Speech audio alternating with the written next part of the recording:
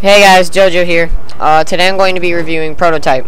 Prototype is a sci-fi action-adventure sandbox game where you play as Alex Mercer, a man who woke up in a morgue with no memories of his past. Now, New York is in the middle of an infection, so you're going to see a lot of infected people, and it's pretty cool. The buildings change due to the infection and due to what you do playing as Alex Mercer. For say you destroy some hives, less buildings become infected or look infected, and they become less beat up and worn down and destroyed. Like this here in Times Square used to be all infected and destroyed, but it's not anymore. So now I'm going to show you some of the powers. We got the claws. This game is pretty gory. Slicing people in half comes with most of the powers, such as the blade and the claws.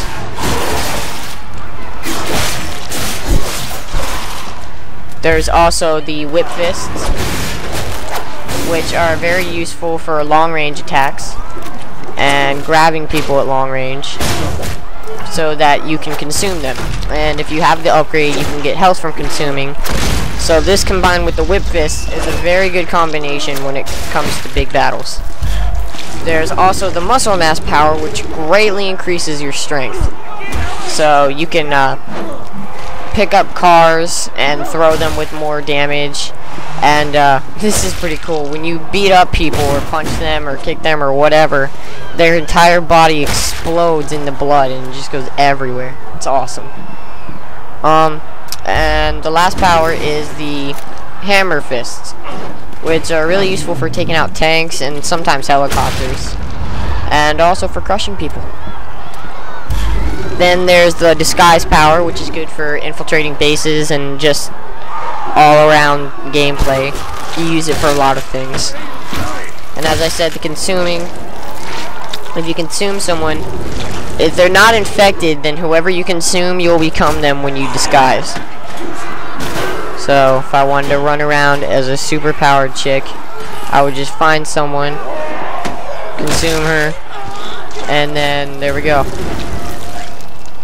Now, I'm going to talk about the visuals a bit.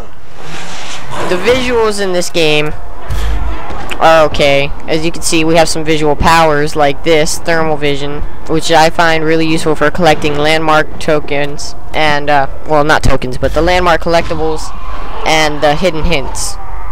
And then there's also the infected vision.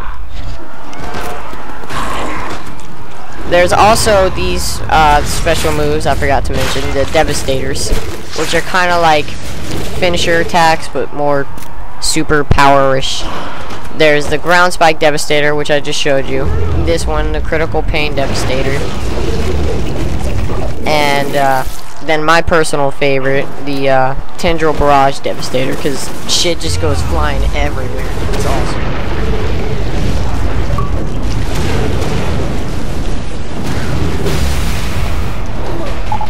Now, back to the visuals. The city itself looks pretty good. The buildings are pretty well polished. There are certain visual glitches, like items not showing up until you're like right next to them, such as if you're running down a street and there's a building and it's let's say it has a hotel sign on it, just like hanging off the side of the building. It most likely won't show up until you're right next to it. Also, shadows and certain details in buildings, and just the all-over shininess of the windows and everything don't usually show up until you're closer. So I think that's, see, like there, a hotel sign like that wouldn't show up until you're right next to it. So I think that's kind of a downside, but everything else I think the visuals make up for. Everything else, I mean, everything else is so much better that it pretty much makes up for it.